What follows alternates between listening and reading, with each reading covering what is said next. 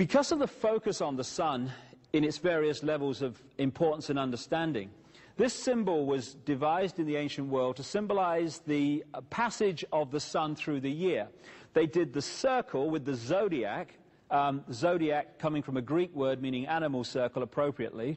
They broke the circle into 4, the seasons, with the cross, and they put the sun on the cross. I've heard that somewhere before. So what they did is to focus their symbolism on this journey of the sun. This is why, when you look pre-Christian, pre-Jesus, you find an endless stream of deities in the ancient world who were given birthdays of December the 25th. Why is that? Because around December 21st, 22nd, you have the lowest point in the sun cycle in the year, the northern hemisphere anyway, which is the winter solstice. And at that point, the ancients said the sun had symbolically died.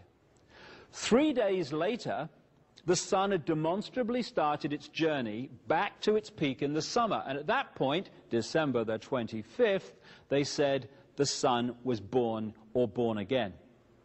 And because Christianity was created by, in the form we know it, by a sun-worshipping Roman emperor called Constantine the Great, that's why Jesus was given the birthday of December the 25th, symbolic of the sun, which is what Jesus is to a large extent. The evidence that he existed is like almost non-existent, if not non-existent in total. So by Easter, the sun was entering the sign of the ram or the lamb.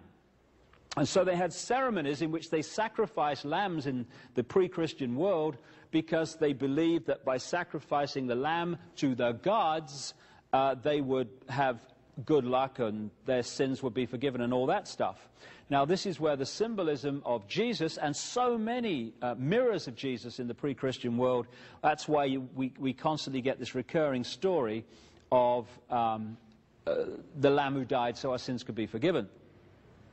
Now what the ancients also did is they symbolized the sun as a baby at the December the 25th time, as a kind of a youth at Easter, and as a strapping, strong, immensely strong man in the height of the summer, and losing his power in the fall, autumn, and then being an old man back towards the winter solstice. And they symbolized the sun as a person with long golden hair, just like the mane of the lion. And so this is where the Old Testament story of Samson comes from. Samson. And what happened was they had him with long hair, big strapping man, the sun at the peak of the summer.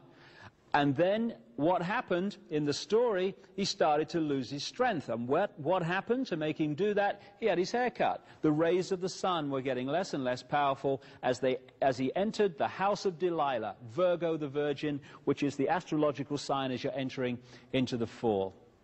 And so so often, and again in The Biggest Secret, this is documented constantly, this is why you get constant stories which we are asked in the masses to take literally, therefore a prison religion emerges, when in fact they're symbolic, and often symbolic of the sun.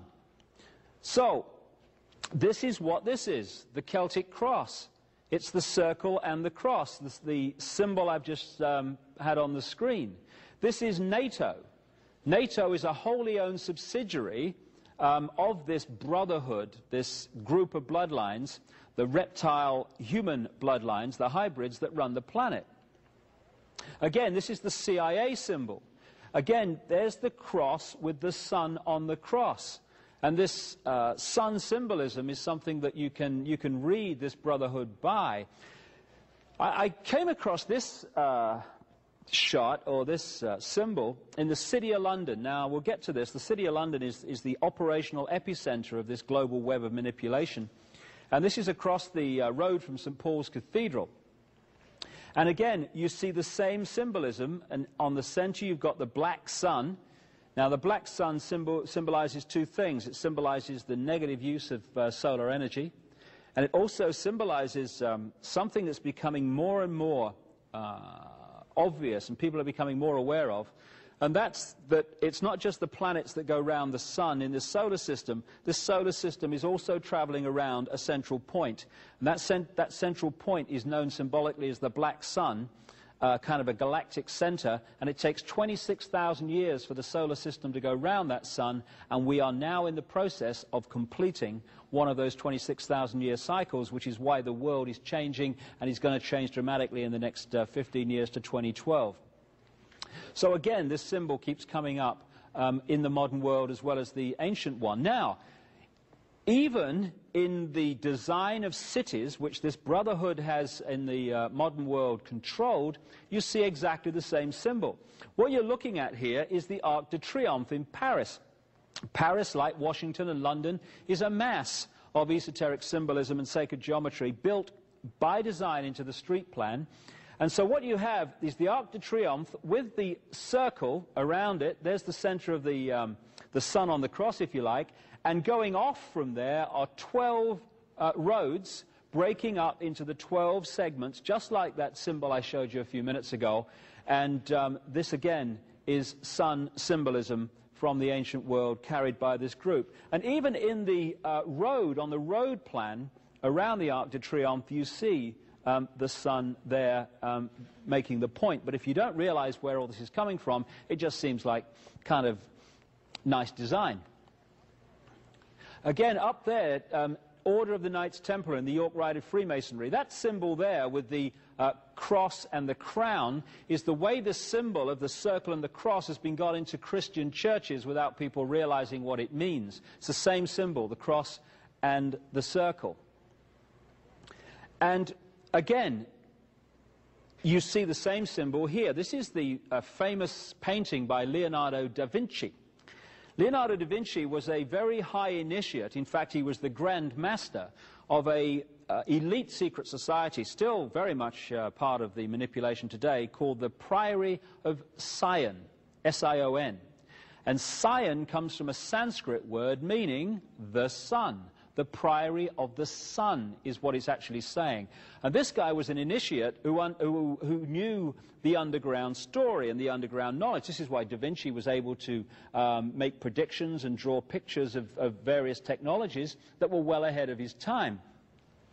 Now, what he's done here is present the Last Supper picture in the form of symbolizing that same symbol, the cross, and the sun on the middle and the circle. He's depicted Jesus as the sun, hence the halo around his head there, and he's broken up the disciples into 4 sets of 3, symbolizing the 3-month periods of the seasons and the sun going through them.